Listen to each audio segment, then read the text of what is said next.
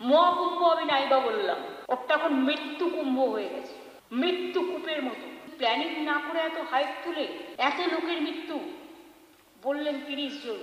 কথাটা কি সঠিক? কত ডেড বডি ভাসিয়ে দিয়েছেন নদীতে, কত হাজার হাজার। 8 বার আগুন লেগেছে। বড় লোক আর ভিআইপিদের জন্য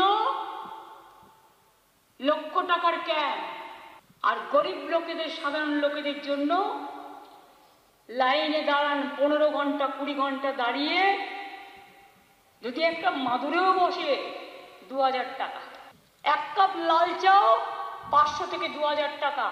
তারা যে জায়গাটা গিয়ে স্নান করবে সেটা আলাদা, ভিআইপিদের স্নানের জায়গাটা আলাদা। আর সেই জলটা আপনারা দূষিত করেছেন, বিষাক্ত করেছেন।